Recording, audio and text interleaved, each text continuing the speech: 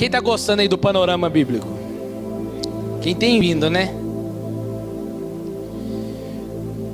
Então abra sua Bíblia em 1 Samuel, capítulo 8. Hoje nós vamos falar dos dois livros de Samuel, aonde vai registrar o rei escolhido pelos homens e o rei escolhido por Deus.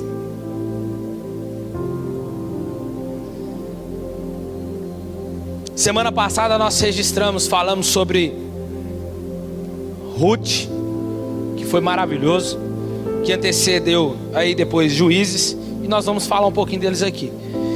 Mas eu creio que Deus vai falar muito aos nossos corações nessa noite aqui. Quem encontrou? Tendo Samuel envelhecido, constituiu a seus filhos por juízes sobre Israel. O seu primogênito chamava-se Joel e o segundo Abias, e foram juízes em Berseba. Porém seus filhos não andaram nos caminhos dele, antes se inclinaram à avareza, aceitaram subornos e perverteram o juízo. Então os anciãos de Israel se congregaram e vieram ter com Samuel em Ramá.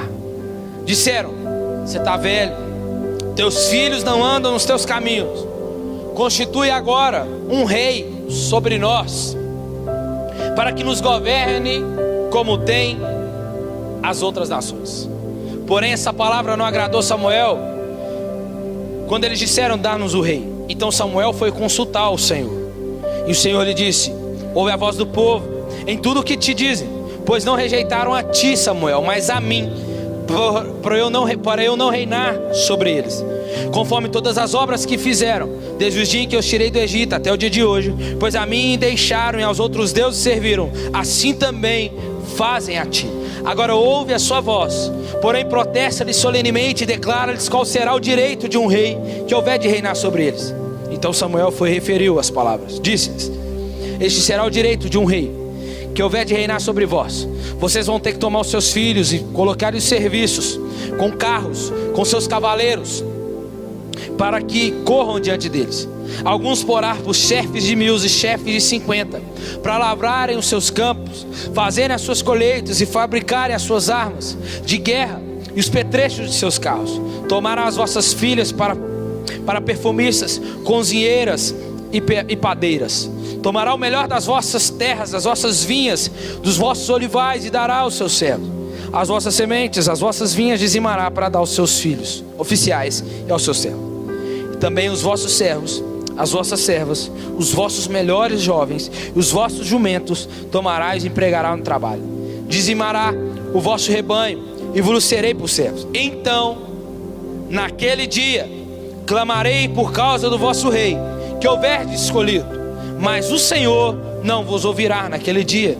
Porém o povo não quis ouvir a voz de Samuel. Disseram: não haverá sobre nós um rei, para que sejamos como todas as outras nações. O nosso rei nos governará, sairá diante de nós e fará as nossas guerras. Ouvindo Samuel todas essas palavras, o povo repetiu diante do Senhor. E o Senhor disse a Samuel: dá ouvidos à voz deles, constitui a eles um rei. Então Samuel disse aos filhos de Israel: volte cada um para a sua casa. Só até aí, deixa sua Bíblia aberta aí. Irmãos, então estamos diante do principal texto de 1 Samuel.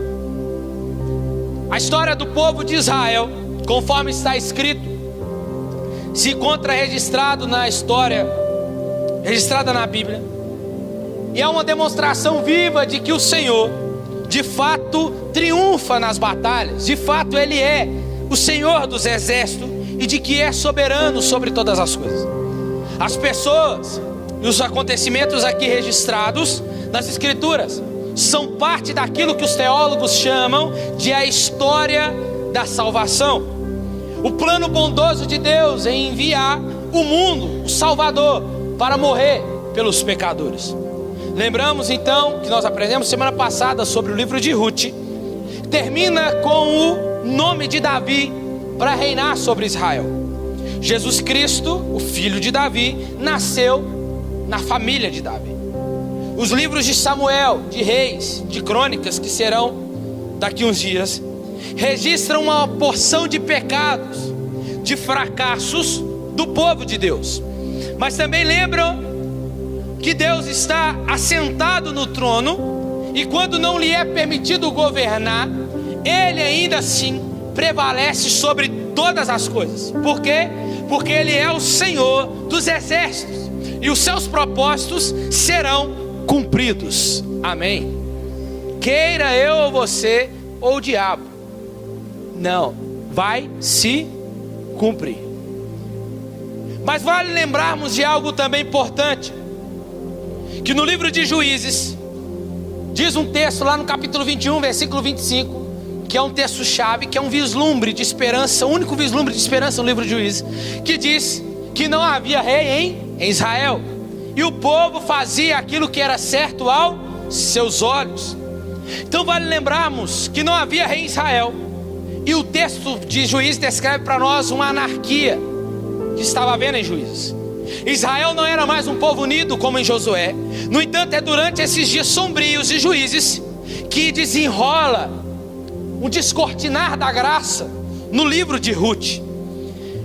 Boaz se casa com Ruth, dá filho ao chamado Obed, que vai ser pai de Jessé, que Jessé será o pai do rei Davi. Não havia rei em Israel, mas como eu falei semana passada, Deus está descendo a história para cumprir os seus propósitos. Deus estava trabalhando de modo a preparar o caminho para o seu servo escolhido, Davi. 1 e 2 Samuel então eram considerados como um só livro. Não era o livro primeiro, o livro segundo, era o livro de Samuel. Mais tarde eles foram divididos para melhor compreensão. O livro se chamava somente Samuel, em homenagem a este homem que Deus levantou, que nós vamos ver daqui a pouco. São dois livros separados em nossa Bíblia, porque por causa do tamanho do pergaminho, que no caso foi escrito ainda assim com uma história coerente. Quando você conclui 1 Samuel com a morte de Saul, você entra em 2 Samuel com a exaltação de Davi. Saul morre, Davi começa a reinar. É uma história que foi dividida, mas ela ainda permanece coerente. Porém, nós vamos ver que se em Juízes, no qual não havia rei, então em 1 Samuel é o livro que é o rei escolhido pelos homens. O povo de Israel pediu um rei, Deus lhe deu Saul da tribo de Benjamim. Porém o Senhor já havia preparado Davi para o trono. E em 2 Samuel então é o livro do rei escolhido por Deus. Amém até aqui? Então Samuel foi usado por Deus para o quê? Para trazer algo que não havia em Israel mais, a união entre a nação de Israel. No momento crítico da história de Israel, onde mais os sacerdotes não ouviam mais o Senhor, como Eli, Ofni e Finéias, que eram sacerdotes na casa, não ouvia mais o Senhor. Então Deus levanta Samuel para cumprir esse propósito. Samuel, que passa a ser um líder espiritual da nação de Israel, vai conduzir a ela uma unificação nacional e reconsagração espiritual. E aí nós vamos ver uma coisa certa para nós hoje aqui, uma observação para nós, que hoje em dia a igreja precisa de líderes como Samuel. Nós vamos ver daqui a pouco, que ajudem o povo de Deus a entender aonde eles estão, quem são e o que são chamados para fazer. Porque o que nós mais vemos hoje na igreja é pessoas que não sabem de onde veio, é para onde eu vou, né? De onde eu vim, o que eu estou fazendo aqui? É ou não é? Pessoas sem propósito. Mas Deus levanta líderes espirituais para que esses líderes venham ser como Samuel, ajudar o povo a entender onde são, quem são e para onde vão, que é o nosso caso que nós estamos aprendendo aqui. Amém? Então vamos lá. 1 Samuel então é o rei escolhido pelos homens. Podemos ver então, depois do livro de Juízes, como que Israel precisa de líderes sábios e fiéis. Porque depois de Josué não deixou um sucessor. Depois de Josué não tinha rei, não tinha líder. Deus então vai levantar juízes dentre as tribos para poder livrar Israel. Lembra do ciclo? O povo pecava, o povo pecou, Deus usava os inimigos para oprimir, o povo se arrependia, Deus levantava o juiz e vinha a paz. Juiz morre, o povo volta de novo para o ciclo, começa a pecar, e assim sucessivamente. Então Israel não tinha um líder aonde eles podiam ter um amparato, como Moisés, como Josué. E aí o livro de Samuel mostra uma resposta para essa necessidade. E a história de 1 Samuel se concentra em 3 personagens: Samuel, Saul e Davi. E todos os 3 vão fazer uma transição das tribos divididas em juízes para uma unificação em Davi, como nós vamos ver daqui a pouco. Então, do capítulo 1 ao 7, nós vamos ver um caos que está instaurado. Mas do capítulo 1 ao 3, nós vamos ver Deus levantando alguém para acabar com esse caos. Começamos a ver Ana. Quem gosta de Ana aqui? Ana, que não podia ter filhos, era estéril, e pela graça de Deus ela teve um que se chamava Samuel. Consagrou ele ao Senhor. Em alegria, ela conta e expressa a sua alegria em um poema no capítulo 2, que esse poema nós vamos falar daqui até o final da pregação hoje. É um poema que mostra Deus se opondo contra o orgulhoso e levantando e exaltando os humildes. Sobre como, apesar das tragédias, esse poema dela vai dizer que apesar das tragédias do mal humano, Deus ainda está no comando e trabalhando na história. Amém? E também como um dia Deus erguerá um rei ungido para o seu povo. Agora o poema de Ana, ele foi colocado de forma proposital no início do livro. Por quê? Para apresentar a nós os temas chaves que serão tratados no decorrer dos livros de Samuel. E é um período onde Deus não falava mais com os sacerdotes. Depois que Moisés libertou o povo do Egito, o povo fez aliança com Deus no deserto, e finalmente agora eles chegam ao seu destino, Canaã. 1 Samuel então vai demonstrar para nós que o povo estava espiritualmente deficiente. Os sacerdotes estavam corruptos. Eli e seus filhos já tinham se corrompidos, já não ouviam mais a voz de Deus. A arca da aliança já não estava mais dentro do tabernáculo. Havia idolatria e os juízes eram desonestos. Capítulo 3 de Samuel, o descortinar de uma esperança acontece. Samuel está dentro do templo e ele ouve alguém chamar ele: Samuel, Samuel. E ele corre até Eli e ele fala assim: não, vai dormir, não te chamei não. Volta de novo, vai dormir. Deus chama de novo Samuel. Ele não sabe, ele não conhece ainda a voz de Deus. Ele não sabe reconhecer quem Deus é ainda. Ele não sabe, ele está lá para servir ao Deus de Israel, mas ele ainda não tinha um contato direto com Deus de Israel. O contato direto que ele poderia ter com Deus de Israel era a partir de Eli, mas Eli não tinha mais relacionamento com Deus. Então Deus chama de novo Samuel. Samuel corre até Eli e Eli entende que é Deus que estava querendo falar com Samuel. Samuel então, ele fala para Samuel: vai dormir. Quando você ouvir chamando você de novo pela 4ª vez, você não vem a mim, mas você diz: fala, Senhor, que o teu servo ouve. E assim Samuel ouve. E Samuel não sabia, mas uma coisa ele fez, porque ele sabia quem estava falando com ele. Eli sabia como que poderia corresponder a Deus, a qual ele não tinha mais contato. E Samuel falou: fala, Senhor, que o teu servo ouve. E ali por diante Deus começa a descortinar para Samuel o que ele faria. Ele ia desconstruir Eli e a sua família, ia extirpar Eli e a sua família daquele lugar. E agora Deus estava colocando Samuel como um arauto em Israel, para unificar o povo novamente, para ser boca de Deus para o povo, para endireitar as veredas do povo, colocar o povo de novo no caminho. E Samuel levanta pela manhã, vai até Eli. Ele fala assim: me conta tudo, não me esconda nada que Deus te falou. E ele conta tudo para Eli. E Eli fica então sabendo de tudo que Deus iria fazer a partir dali. E aí, irmãos, Samuel começa a ouvir a Deus. E sabe o que é mais lindo? É que em todo o livro de Samuel, de 1 Samuel até o dia da sua morte, Samuel nunca deixou de ouvir Deus. Samuel nunca parou de ouvir a Deus. A Bíblia diz que Samuel crescia e se fortalecia no Senhor. Samuel entendia uma coisa, um princípio. Samuel entendia que o que ele tinha de mais valor era ouvir a Deus. E escuta uma coisa aqui, Quantos de nós hoje, porque a Bíblia vai dizer, antes de Deus levantar Samuel, que as visões já eram raras ali, o fogo já estava quase se apagando quando Deus lhe chama Samuel. Quantos de nós, irmãos, estamos dentro da igreja, dentro do templo, mas não ouvimos mais o Senhor falar? Escuta uma coisa aqui, não é mais o Senhor, Deus continua falando do mesmo jeito, mas é nós, talvez estamos como Eli, Ofni e Finéias, já estamos tão acostumados a viver uma vida religiosa, uma vida aqui, de um ativismo cristão, de fazer, e achamos que Deus está vendo, que Deus está ouvindo, mas tem muito tempo que nós não ouvimos mais Deus falar com a gente. E uma das coisas que Samuel não vai negligenciar é de ouvir a Deus. É por isso que enquanto ele crescia, ele ouvia a Deus. Enquanto ele se fortalecia, ele continuava ouvindo ao Senhor. Quem se acostuma com a voz de Deus, irmãos, todas as outras vozes se calam diante deles.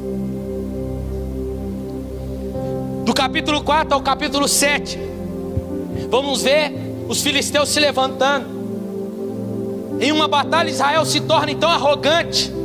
Em vez de pedirem ajuda a Deus, em vez de recorrerem a Deus, e aí, o que faremos como outrora eles faziam? Não, eles vão lá e pegam a arca, usando a arca como um troféu, como um amuleto. E a Bíblia diz que os filisteus vêm do outro lado lá e eles gritam e dizem: os deuses desceram no arraial. Eles se assustam, se amedrontam, mas quando eles vão para a guerra, eles ganham a guerra. Por causa da prepotência e arrogância do povo de Israel, em não levar Deus em conta, em não pedir a ajuda de Deus, os conselhos de Deus. Eles vão com a arca, então eles perdem a batalha. A arca é roubada. E quando a arca é roubada, diz a Bíblia, que quando a arca é roubada, vem um menino, melhor dizendo, a arca é roubada, Ofni e Finéias morre. Vê um menino que consegue fugir da guerra, chega correndo lá e diz: levaram a arca. A Bíblia diz que ele estava sentado na cadeira, já era gordo, já estava pesado, como diz a Bíblia. Ele cai da cadeira, bate a cabeça, quebra o pescoço. O seu filho morreu. Quando à medida que o filho morre, a mãe, o filho que ele estava esperando, Ofni, ela fica sabendo. Ela naquele momento, ela tem a luz, a criança, ela nem sente dor pelo fato de ter perdido o marido, mas ela coloca o nome do acontecimento que houve em Israel. E acabou, foi-se a glória de Deus. E aí nós temos que aprender uma coisa aqui, irmãos, que assim como Israel, muitas das vezes nós usamos símbolos religiosos, praticamos ritos, fazemos às vezes caridade, e achamos porque nós fazemos estamos salvos, achando que Deus, irmãos, muitas das vezes nós achamos assim e nos comportamos assim, nos posicionamos assim, achando que Deus é um troféu de vitória nosso, que Deus é um talismã mágico, que eu posso usar ele para ganhar qualquer coisa. Escuta, mas irmãos, fazer tal coisa, assim como Israel fez, se torna arrogância, prepotência. Escuta uma coisa que eu vou falar aqui: Deus não é propriedade de ninguém, amém? Então não tenta colocar Deus no meu quadrado, na sua caixinha, porque Deus não se limita a esse quadrado, a essa caixinha nossa. Então não queira achar que você é dono de Deus só porque você e eu oramos a Ele. Isso não nos faz ser dono de Deus. Deus não é o nosso troféu, Deus não é o nosso talismã, amém? Então por causa dessa presunção arrogante, Deus permite, então sabe o que acontece? Deus permite que Israel perca a batalha, a arca é levada, e ele e os filisteus colocam no templo. Coloca a arca lá no templo, lá, diante de Dagon. Colocou a arca diante de Dagon. Dagon se despedaça. Eles voltam lá, colocam a arca. O que está acontecendo? Quando eles chegam, está quebrado novamente. Eles veem o quê? Que a arca que fez isso. Deus destruiu o Deus deles numa estátua. Sabe o que Deus vai fazer depois? Deus começa a mandar pragas nos exércitos, para ferir os exércitos, começa a matar eles. E os filisteus não queriam mais a arca lá, porque eles sabiam pelo ato que eles fizeram, a arca foi levada, e agora eles querem devolver. Escuta uma coisa aqui, irmãos, que nós podemos aprender com isso aqui, com essa pequena história. É para nos ensinar que Deus não é troféu e nem amuleto de Israel e nem de ninguém. E que Israel precisa, assim como eu e você, igreja, precisamos permanecer humilde e obediente se quisermos ser a bênção da aliança firmada no Calvário. É Deus nos mostrando quando Ele derrota o Deus deles, quando Ele derrota os inimigos, o exército deles. É Deus nos mostrando que Ele não depende de nada, que Ele não depende de nós, de quando se trata da sua glória, de quando se trata do seu nome, Ele mesmo é o primeiro a se responsabilizar. Porque é o nome dEle, porque é a sua glória, e a outro Ele não dá. Mas é para nos ensinar que precisamos aprender a levar a Deus em conta. Precisamos levar a Deus em conta. O povo não pediu ajuda ao Senhor, e olha o que sucedeu. Precisamos aprender a colocar Deus em conta na nossa vida. Do capítulo 8 ao capítulo 31 que nós lemos, vemos então a última sessão de 1 Samuel, a ascensão de Saul e os seus fracassos, e depois vai resultar na sua queda.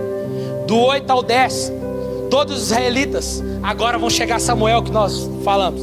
E aí, Samuel, bom ou não? Bom. Deixa eu falar para você uma coisa. Nós queremos um rei. Mas por que vocês querem um rei? A gente quer um rei que é guerreiro, que vai vencer as nossas batalhas, que é igual às outras nações, que vai adiante de nós. A Bíblia diz que Samuel vai ficar irritado, vai falar, olha, diferente do povo, o que Samuel vai fazer? Samuel poderia bater a mão no peito e falar assim: eu vou ser o rei sobre vocês, a partir de hoje, vocês querem? Eu vou ser. Samuel poderia fazer assim: vamos escolher então, vamos lá, vamos pegar todas as tribos, coloca os melhores guerreiros, nós vamos decidir quem é o rei. Mas não, Samuel sabia do princípio de quê? Porque ele ouvia a Deus, então ele foi pedir a opinião de Deus. Samuel, diferente do povo, levou Deus em conta. Deus, o povo quer um rei, e aí, o que o senhor tem? Eles querem um rei? Dê a eles. Só que mostra para eles que os motivos que eles querem são totalmente errados. E os motivos eram ser como as outras nações, ter um juiz nacional, terem um campeão de guerra. E cada um desses motivos contradizia os propósitos específicos de Deus para com Israel. Pois o certo era Israel ser uma nação santa e separada das outras nações, e não como elas. Outra coisa, Deus deveria ser o supremo juiz, e Deus era aquele que já ia à frente e já lutava as batalhas dos israelitas. O problema de Israel então estava onde? Não consistia em ter um rei. O problema de Israel foi substituir Deus por um governante humano. O que eu tenho a dizer para nós aqui? Eles trocaram um governante maravilhoso e poderoso, que não podiam ver, por um que eles podiam ver, mas estavam sujeitos ao fracasso. Quantos de nós, irmãos, trocamos a Deus por nós mesmos? Quantos de nós trocamos e ainda fica lá naquele negócio? A gente acha que a gente tem um controle, né? A gente tem um controle na mão, aí o controle fica com Deus, toma o controle da minha vida. Não, Deus, daqui. Não, Deus, toma. Não, daqui. Não, tem disso não. Deus tem o controle da sua vida? Então pronto. Só que o segredo está, se Deus está no controle da sua vida, então meu irmão, o que Ele fizer é para o seu bem. Amém? Então não fica tentando dar jeitinho. Se Ele está fazendo, Ele sabe o que está fazendo. Então vamos parar de substituir Deus. Não nem coloca outra pessoa não. Eu coloco nós mesmos. Às vezes nós substituímos Deus, que tem um governo, o controle da nossa vida, que nós levantamos a nossa mão aqui, batemos a mão no pé, falando: Deus, tu és o Deus soberano, tem o controle da minha vida, tu és aquele que governa a minha vida. Eu já fui crucificado com o Senhor, agora não vivo mais eu, mas o Senhor vive em mim. Mas na hora do vamos ver, não, se eu fizer assim vai dar certo. Não, se eu por esse lado aqui vai dar certo. Deus, não, vou levar Deus em outras coisas, nisso aqui não. Cadê Deus? É nas mínimas coisas. E o povo substituiu. Então Deus disse para Samuel: eles querem? Então beleza, pode dar a eles. Dá a eles um rei.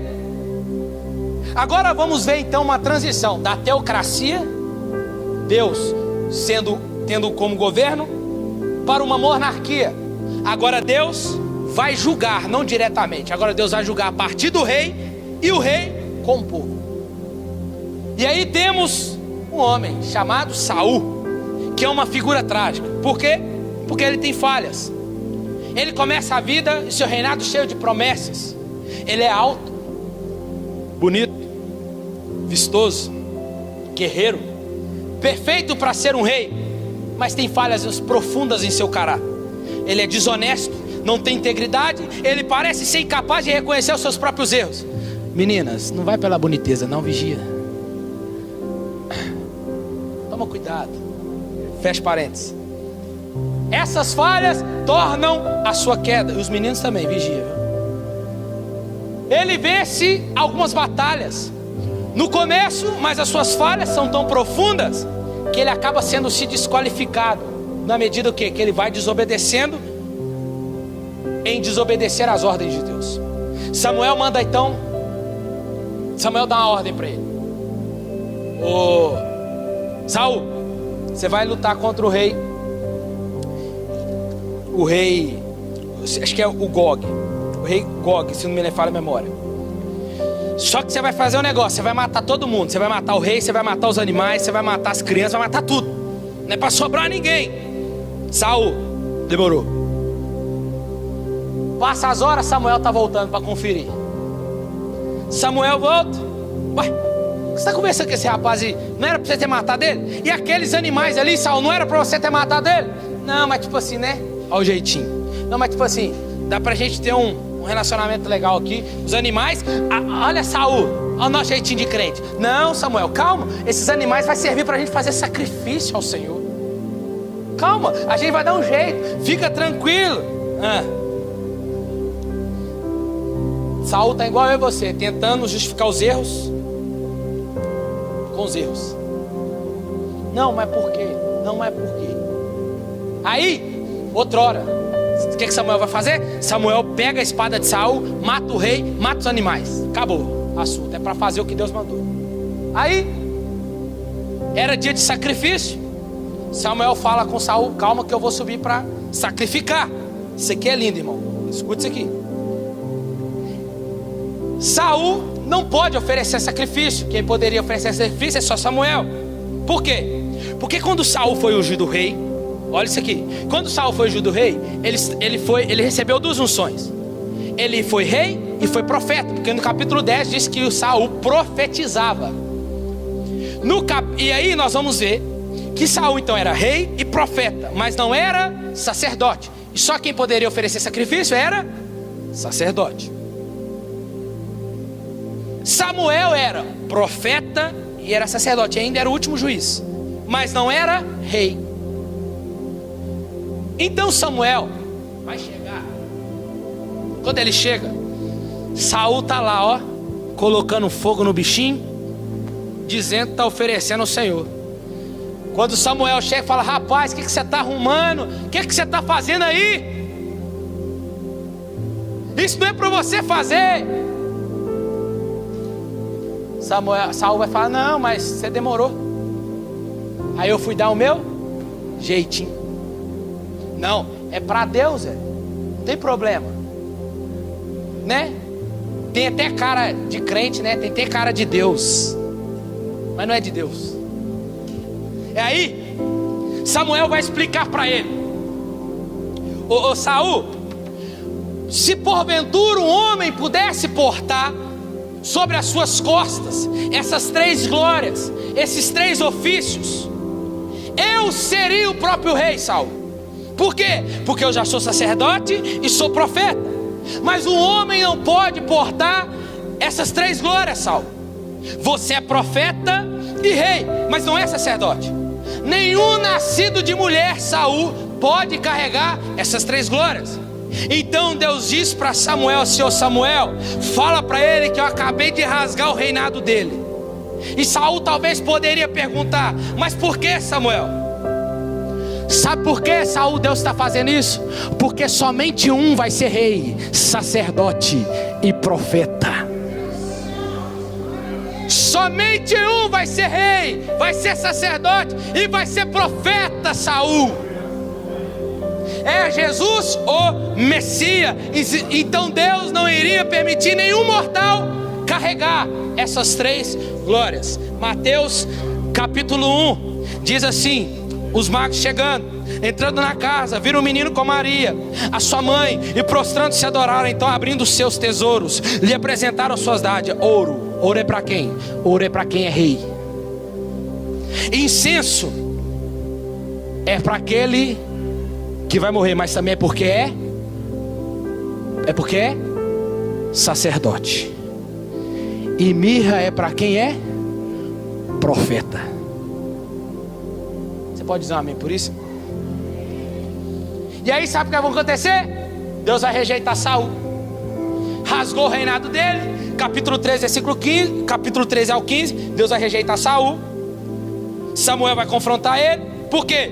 Porque Samuel vai lembrar ele que o povo só desfrutaria de um reinado bom se o rei fosse humilde e fiel a Deus. Caso contrário, o rei trará ruína. Abri um parênteses como eu abri de manhã. Toma cuidado com quem que você vai votar, viu, irmão? Existe a soberania de Deus, mas existe a responsabilidade humana também. Toma cuidado. Se o governante teme a Deus, é humilde e é fiel a Deus, o povo prospera. Isso é bíblico. Mas se não ouve a Deus, não é humilde, o povo cairá em ruína. Fecha parênteses. Samuel vai virar para Saul e fala: Saul, Deus vai levantar um rei para substituir você. E assim começa a queda de Saul. Saul começa... Deus então retira o espírito dele, coloca um espírito maligno, pode ser demônios mesmo, colocou para atormentar Saul. Saul fica sabendo que tinha um menino na casa de Jessé chamado Davi, que tocava harpa. Só que nesse tempo, o que aconteceu? Samuel, no capítulo 16, está chorando, porque Saul caiu. Deus vira para Samuel: Samuel, você vai ficar até quando chorando? E me engana aí, por Saul, eu já o rejeitei no coração. Vai à casa de Jessé porque eu tenho um menino lá. Agora é Deus dizendo assim, ó: eles escolheram do jeito dele, agora eu vou mostrar como é que escolhe. Aí, vai até lá, Jessé vai, passa todos os filhos. Eliabe, o primogênito, Abinadab, Samar, Natanael, Radai, Assã, Eliú e Davi. Passa, Samuel unge, separa ele, você vai ser rei, viu, menino? Mas fica tranquilo que vai demorar um pouquinho. Aí, passa-se o tempo, Davi é chamado, vai para onde? Olha Deus construindo a história para que Davi apareça. O espírito maligno lá atormentando, ele sabia que só um tocava harpa. Quem vai lá tocar? Davi vai tocar harpa, para acalmar Saul. Davi começa a ganhar crédito ali, começa a ganhar, vê os seus irmãos na guerra. Lembra? Jessé manda ele levar pão. Quando ele vai levar pão, ele sai de lá com a espada na mão. Por quê? Por causa de Golias. Ele vê Golias afrontando o Deus de Israel. Ele bate a mão no peito e fala: ninguém vai desafiar diante de mim o Deus de Israel, não. Mas menino, se é pequeno, eu já matei urso, já matei leão, qualquer um que vir em mim, mas vai desafiar o Deus de Israel, não. Eu vou lá. Coloca a armadura de Saul. Saul, não serve no você não. Então eu vou com o meu alforge, com as 5 pedrinhas e com a funda. Vambora. Chegou lá, desafiou. Você está vindo aqui com espada, com um pau parecendo que eu sou cachorro. Rapaz, deixa eu falar pra você uma coisa: você está achando que você é quem? Para desafiar o exército do Deus de Israel? Você vem em mim, contra mim com isso tudo aí? Eu vou contra você em nome do Senhor. Acabou. Aí acabou, irmão. Sabe por que isso demonstra? Demonstra a diferença de Saul para Davi. Aí já começa. O caráter de Davi demonstrava a confiança que ele tinha no Senhor. E aí, bastou uma pedrinha, caiu ao chão. Davi pega a espada, corta o pescoço, embanha a espada, leva embora e vai embora. Depois daí, Davi começa a crescer. Saul começa a perseguir com inveja. Aí sabe o que vai acontecer? Eu nem contei a outra parte, né? Saul por inveja, Saul vai matar 85 sacerdotes. Por inveja, porque Saul não conseguia sacrificar. Sabe o que ele vai fazer? Ele vai matar, através de Doeg, todos os sacerdotes de Deus. sobra um, Abiatar, filho de Aitube, que sobra para contar a história. Mas aí tem como eu falei pela manhã, tem um estatuto perpétuo de Deus na Bíblia em Levítico, que o sacerdócio seria algo perpétuo, que nunca iria se acabar. E aí a partir de Abiatar seria o próximo sacerdote, mas ele seria já no tempo de Davi, aonde ele colocaria. Por quê? Porque existe Levítico 6,13. O que diz lá em Levítico 6,13? Que o quê? Que o fogo continuará ardendo sobre o altar e não se apagará.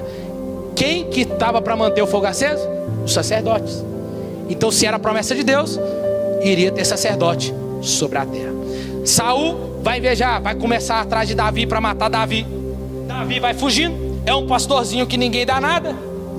Ele é o candidato mais provável para ser rei.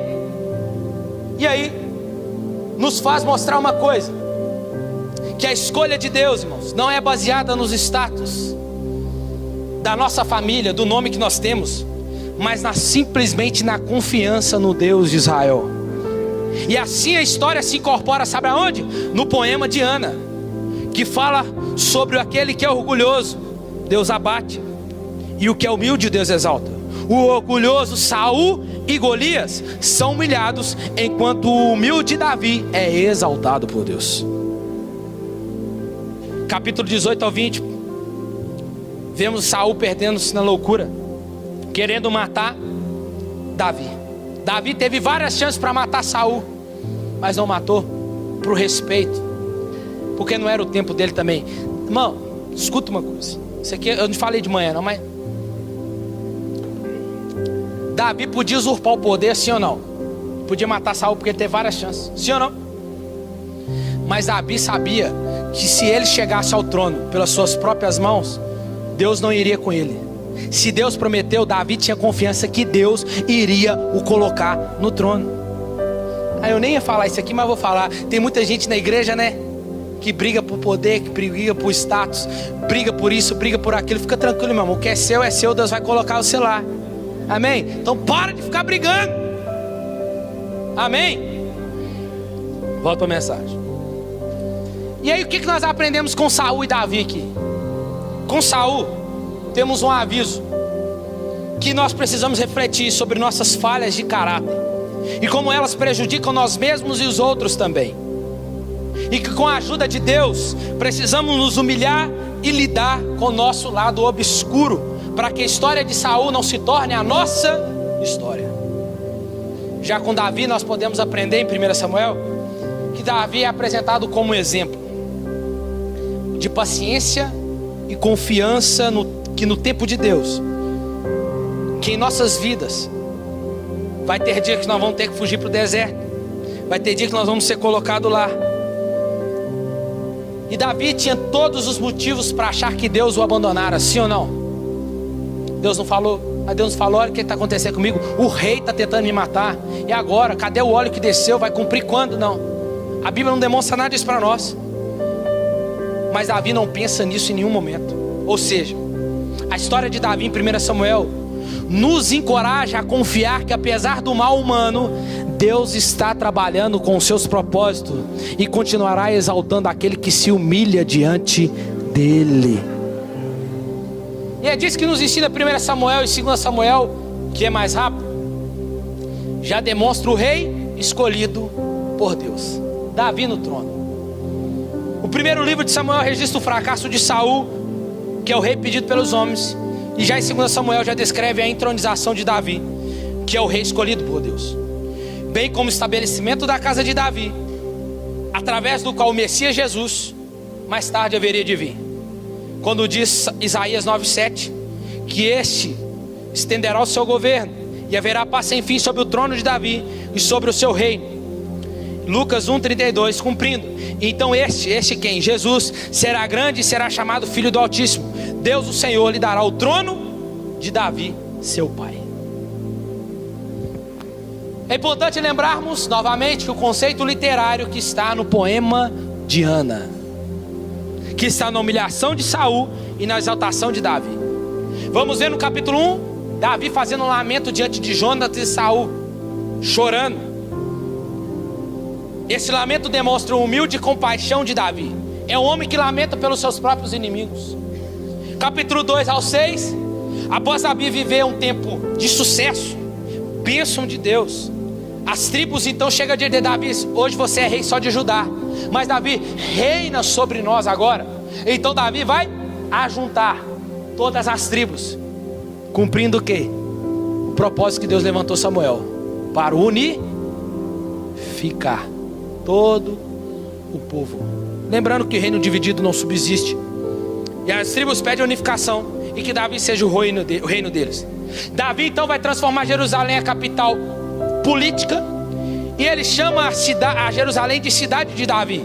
Mas depois disso, ele vai querer fazer a Jerusalém ser a cidade religiosa. Jerusalém significa habitação da paz. Salém ali significa shalom, paz. Significa então habitação da paz. Jerusalém foi para onde Davi leva a cabeça de Golias também. Jerusalém é onde Jesus pediu os apóstolos para ficar até o dia que eles fossem revestidos de poder. E a partir dali eles iriam começar. E a nossa casa nova chama como? Nova Jerusalém. Tudo aponta para um futuro, irmãos. Tudo. E aí, nós vamos ver uma coisa. Davi então vai chamar: vamos buscar a arca. A arca está na casa de Abinadab, bora lá buscar. Eles vão buscar, pega os carros de boi, coloca a arca no carro de boi. A arca, os bois tropeçam, a arca vai cair. O rapazinho lá chamado Pérez coloca a mão e é fulminado na hora. Davi fala: tem alguma coisa errada, como é que nós vamos fazer isso? Aí enquanto Davi foi pensar o que ia fazer, a arca fica na casa de Obed-edom. E a Bíblia diz que enquanto a arca estava lá, Obed-edom prosperava. Entenda uma coisa: Obed-edom não prosperava, não é porque a arca estava lá. Obed-edom prosperava porque ele sabia o que estava lá: a presença de Deus. Não era qualquer coisa. E aí Davi, eu acredito que Davi correu diante dos sacerdotes: como que a gente carrega a arca? Como é que nós vamos trazer? Então, sabe o que aconteceu? Porque vocês carregaram no carro de boi. Carro de boi não é para carregar a arca. Quem deve carregar a arca? É sacerdote e levita. Então bora lá buscar? Bora. Aí para que carregar dos ombros? Foi buscar. E a Bíblia diz que Davi então, quando ele está chegando em Jerusalém, ele despe das suas roupas nupciais, coloca um pano de saco de linho diante dele, mostrando a sua humildade. E enquanto isso a arca vai entrando, ele ia dançando, louvando ao Senhor, glorificando a Deus. E aí Jerusalém passa a ser a cidade, a capital política, mas também a capital religiosa. E aí, irmãos, entre o capítulo 7 de 2 Samuel, que é o capítulo marco de todo o livro de Samuel. Por quê? Porque esse capítulo é a chave que aponta para um reino sem fim, um reino messiânico. Davi vai orar a Deus. Quando ele ora a Deus: Deus, eu quero construir uma casa para o Senhor, eu quero construir uma arca para o Senhor, meu desejo é esse, deixa eu construir. Desejo maravilhoso, desejo coerente, sim ou não? De um homem temente a Deus e confiante. Mas Deus vai dizer para Davi: não, Davi, não, muito obrigado. É eu que vou construir uma casa para você, uma dinastia. A partir de você, Davi, vai vir grandes homens. Mas escuta uma coisa: capítulo 7 de 2 Samuel é o capítulo central para compreendermos o enredo de toda a Bíblia, irmão. Daqui em diante vai começar tudo a fazer sentido mais ainda para nós. Nesse momento Deus fez a promessa a Davi, que através da sua linhagem um rei viria um futuro rei, que constituiria um templo de Deus. Não é Salomão. Por que não é Salomão? Porque aqui esse rei estabeleceria um reino que é eterno, e o Salomão não é um rei eterno. Essa é uma promessa então que aponta de uma forma messiânica a Davi, que é firmada e desenvolvida no livro de Salmos e dos profetas. Esse rei que viria ligado à promessa de Deus feita a Abraão, o futuro rei messiânico, será a maneira como Deus irá tratar para trazer as bênçãos para todas as nações prometidas lá em Abraão. Irmãos, o palco da história. Se em Juízes nós conseguimos ver embaçado o Messias, em Ruth nós já começamos a ver um descortinar. Mas em 1 Samuel e 2 Samuel, nós já começamos a apontar de longe uma sombra de um judeu pequeno, com os olhos, com o rosto meio queimado, apontando lá no final. Por quê? Porque anuncia que ele está chegando. O Messias vai aparecer. Começa aqui. E aqui nessa bênção divina, as coisas começam a apertar. Por quê? Porque aí começa, né? Por que Davi cai, irmãos? Para mostrar para nós que o único que seria perfeito se chama Jesus Cristo. Um reino que não teria fim. E o de Davi começa a ter fim. Por quê? Porque ele vai para Laje. E lá ele vai avistar a mocinha lá. É atraído pela moça? Quem é ela? Manda ela vir cá. Se deita com ela, engravida ela, manda uma carta pro exército, coloca Urias na frente para matar, para ele morrer. Ele morre. Ele toma a mulher de Urias, fica para ele, beleza. E achou que ia ficar barato. Samuel já morreu. Certo dia Natan levanta, Deus, vai até a casa de Davi. Então eu vou bater um papo com ele. Mas chega lá, Natan, e conta uma historinha para ele. Natan chega. Ô Davi, deixa eu te conversar com você um negócio aqui. Tem um rapaz que ele é muito rico. Tem muitos bois, tem muitas vacas, tem muitos gados. E tem um que não tem quase nada. E o que ele tinha, esse que é rico, tomou tudo que ele tinha. Davi, você como rei, o que você faria com ele? Que esse que tomou, que não tinha quase nada. Davi bate, estufa o pé e fala: rapaz, eu mataria. Eu cortaria o pescoço. Natan dá um sorrisinho de lado. Então, Davi, prazer, esse é você. Você matou e adulterou. Você é um assassino e um adúltero. E a espada de Deus não se apartará da sua casa. E a Bíblia diz que Davi vai se humilhar. Aí entra o Salmo 51. Quando ele começa a orar: cria em mim, ó Deus, um coração puro, um espírito reto, e não retire de mim o teu Espírito Santo. Lembra que Davi entendia. Mas entenda uma coisa, para a gente entender, que Deus não vai apartar a consequência. Ele perdoa, mas a consequência ele não tira. Irmãos, não existe aquilo que é errado para a gente dar um jeitinho. Cuidado com as janelinhas da onde você tem avistado o seu pecado. A Bíblia diz que do pecado, que é a imoralidade sexual, do pecado, a gente não fica resistindo a ele, não. Você é fraco. E reconheça que eu e você somos fracos. Do pecado a gente tem perna para quem tem. Mas do diabo a gente resiste a ele. É o diabo que a gente resiste. Mas do pecado você corre, igual José fez. Davi não. Davi ficou lá. Cuidado com as janelinhas da internet, do Instagram, do Facebook, da mocinha do lado do trabalho, que senta do lado da sua mesa. Cuidado, hein? Cuidado, não vai matar ninguém não, viu? E a gente acha como Davi, vai ficar impune, mentindo. Só que sabe que se tem um problema aqui, é que esse problema é que Deus vê. E Deus não vai deixar barato. A gente acha que as coisas com Deus vai ficar zerado. Não vai. O filho dele morre como resultado da desobediência. E depois disso o seu reino, irmão, o seu reino, a sua família, tudo começa a desmoronar, irmãos. Começa um declínio. E aí começa uma sessão trágica, muito parecida com a de Saul. Os filhos de Davi começam a repetir os erros do pai. Pior ainda, escuta, porque Davi foi um rei, um dos maiores reis de Israel, mas foi um péssimo pai. Então deixa eu falar para você uma coisa aqui. O sucesso de um ministério, de uma vida profissional, não justifica o declínio da minha e da sua família.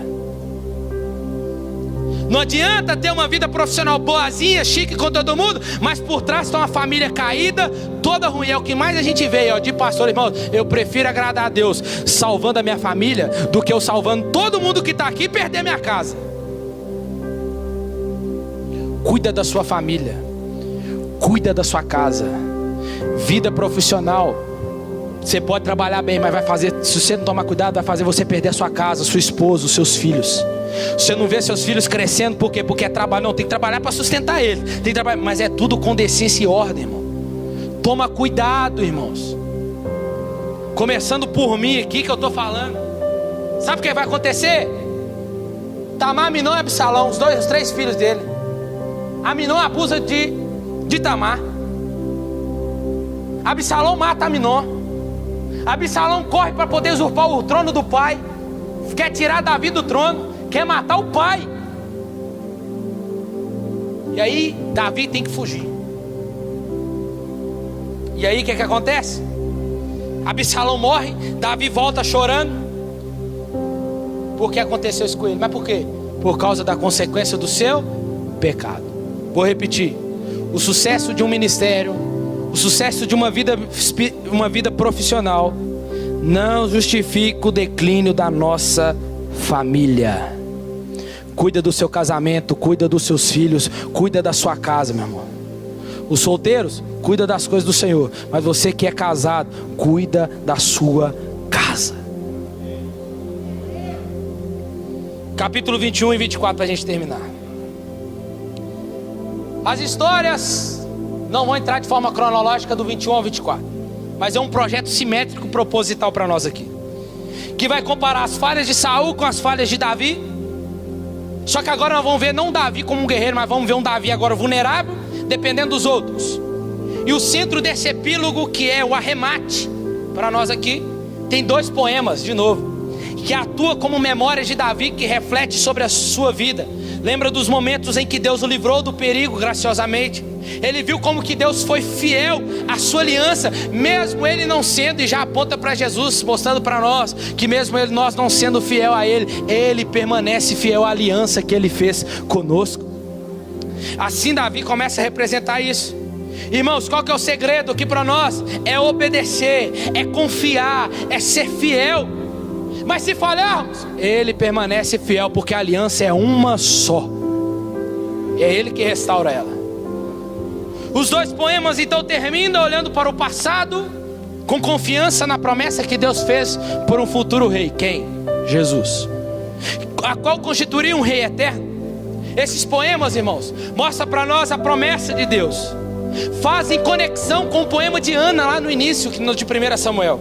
E essas passagens são a chave para o único meio e fim do livro, aonde vai unir os seus temas por completo. Apesar da maldade de Saul a Davi, sabe o que aponta para nós? Que Deus continuou a trabalhar com seus propósitos. Quais são os propósitos de Deus? De redenção. Deus se opõe na arrogância de Saul a Davi, mas exaltando Davi quando este se humilhou. Então, irmãos, sabe qual que é a esperança desses 2 livros? É um olhar para o futuro, para o rei messiânico que vai vir, no caso nesse tempo aqui, que um dia traria o reino de Deus e a sua bênção sobre todas as nações. E como toda semana eu vou terminar em Gênesis, esse que aponta para um futuro rei.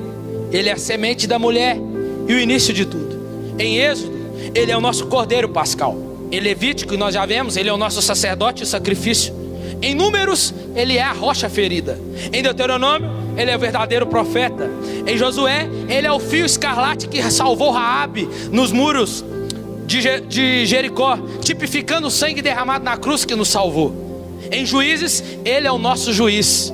Em Ruth, ele é a nossa redenção. Mas em 1 e 2 Samuel, ele é o nosso rei esperado. Você pode dizer um amém por isso, meu irmão? Aleluia!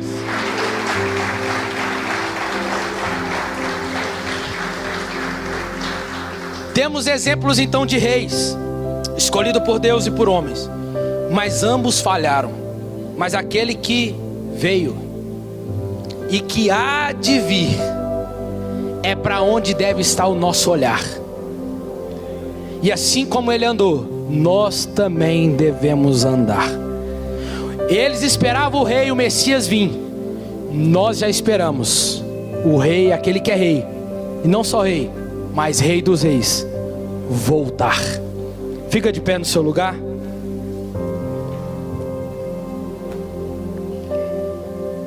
Coloca a mão no seu coração, meu irmão.